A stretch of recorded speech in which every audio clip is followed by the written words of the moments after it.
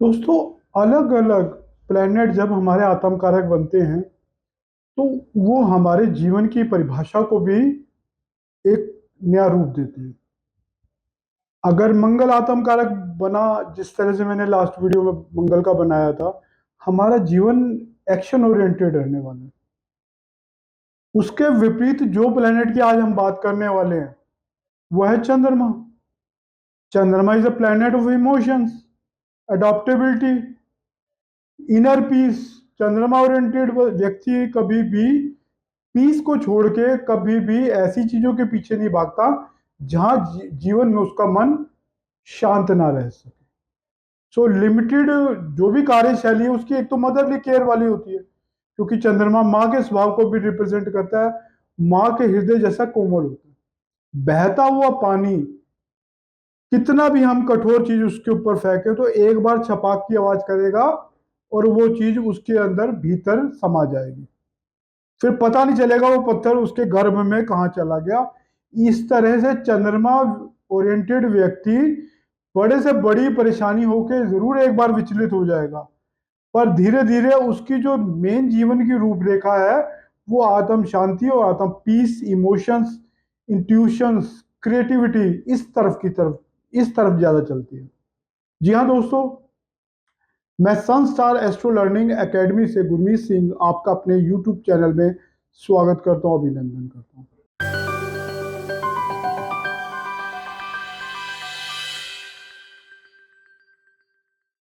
दोस्तों, अलग अलग प्लेनेट को हम आत्म कारक मानकर अभी तक सब वीडियोस बना चुके हैं। एक आत्म कारक प्लेनेट एक लग्नेश की तरह उस व्यक्ति की जीवन की जीने की एक कला को हमारे सामने रखता है कि इस व्यक्ति का जीवन किस तरह से अराउंड, किस चीजों के सराउंडिंग्स में रहने वाला है। लगना लॉर्ड जिस घर में जाता है, थर्ड हाउस में क्या एफर्ट्स का, जैसे मेरा है, एफर्ट से जुड़ा इंसान होता है वो। अब मेरा आत्म कारक शनि नहीं था उसमें। अब दोनों मिला के क्या परिभाषा निकलेगी। शनि इतनी आसानी से कुछ नहीं देता। जीवन में जो भी प्राप्ति मैं करूंगा, अब उसमें देखो लग्नेश थर्ड हाउस में है, शनि नाइन्थ हाउस में है, उसमें लर्निंग का भी रोल आ गया। मतलब जीवन में ऐसे व्यक्ति के प्रयास पढ़ पढ़ के और एफर्ट्स को वो पूरी तरह व्यक्ति के जीवन में उतारेंगे। दोस्तों, चंद्रमा जब हमारा आत्म कारक बनता है तो हमारी पर्सनालिटी में क्या क्या चीजें निहित होती है वो बताता हूँ। ऐसा व्यक्ति सेंसिटिव बहुत होता है, इंट्यूटिव बहुत होता है। जो वो सोच लेता है, जो उसकी दिमाग की जो चंद्रमा हमारा मन है। सो चंद्रमा को समझने के लिए पहली बात तो ये भी समझिए चंद्रमा मन है। अब 12 हाउसेज में कहीं भी जा सकता है तो हमारा मन कहीं भी जा सकता है। जिस हाउस में चंद्रमा जाएगा हमारा मन अधिकतर समय उस चीजों पे जरूर व्याप्त रहेगा। जैसे सप्तम भाव में किसी का गया, पार्टनर्स की तरफ या आपकी वाइफ की तरफ, स्पाउस की तरफ जरूर रहने वाला है। सप्तम भाव व्यापार का भी है, व्यापार में भी ऐसे व्यक्ति का दिल बहुत लगता है। चंद्रमा एक हाईली सेंसिटिव प्लेनेट है, तो ऐसे व्यक्ति के मूड स्विंग्स उसके जीवन की एक परिभाषा होंगी। मतलब बहुत जल्दी वो उतार चढ़ाव उसके जीवन में हम देखेंगे। ऐसा व्यक्ति इमेजिनेटिव और क्रिएटिव भी रहेगा। सोचने की शक्ति उसके दिमाग की और क्रिएशन वहीं से उपज आएगी। जो सोचेगा उसको क्रिएटिव रंग से पेश करने की क्षमता रखता है ऐसा व्यक्ति।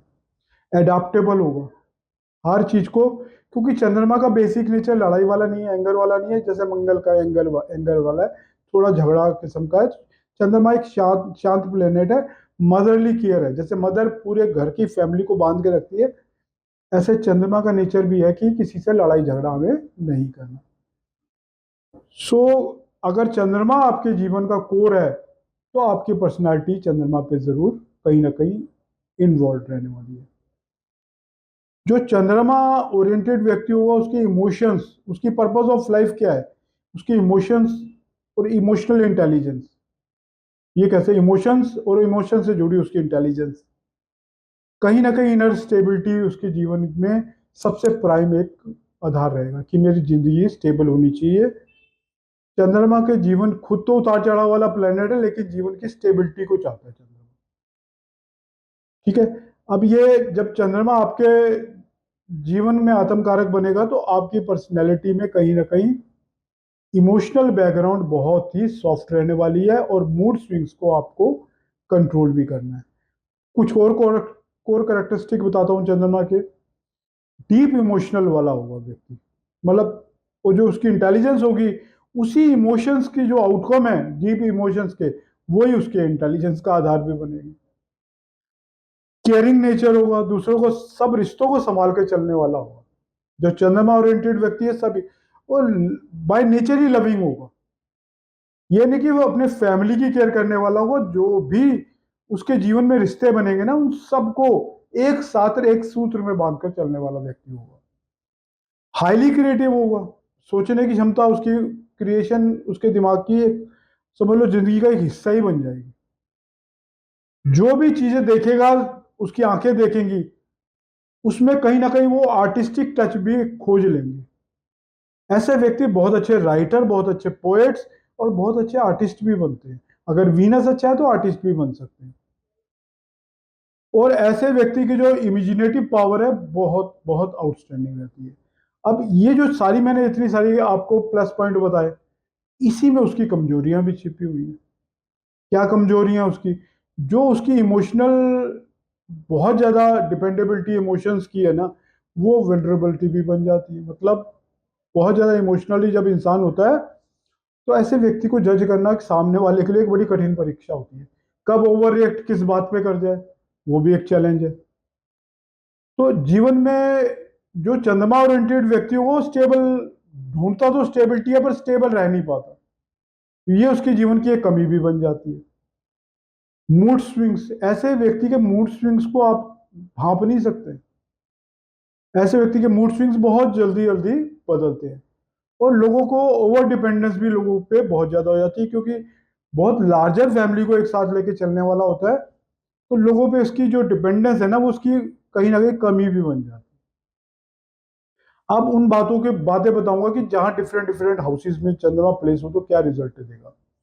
देखो, फर्स्ट हाउस में चंद्रमा प्लेस होगा, क्या होगा?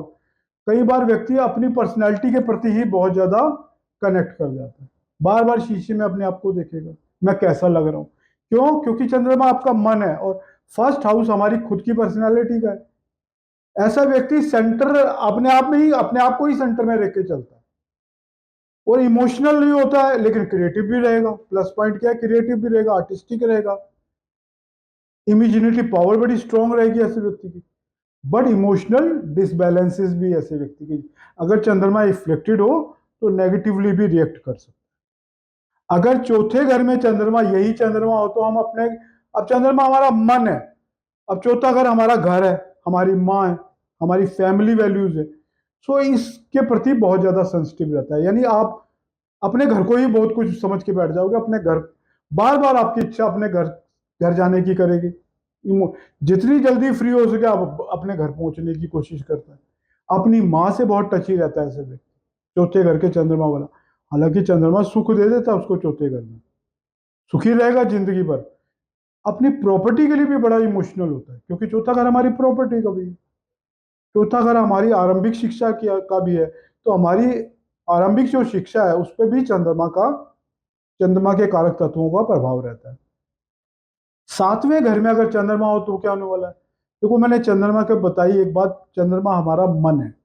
सप्तम भाव हमारी पार्टनरशिप का है, व्यापार का है और स्पाउस का है, ऑपोजिट सेक्स का भी है। तो कहीं ना कहीं जो हमारा जन्म है, इस जन्म में चंद्रमा भगवान ने सप्तम भाव में दिया है।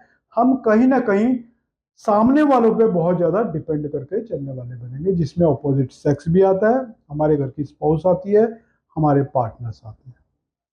ऐसे व्यक्ति अपने पार्टनर छोड़ो, अपने जो इवन सातवें घर से हम अपने क्लाइंट को देखते हैं, क्लाइंटों पे भी बहुत ज्यादा डिपेंड करता है।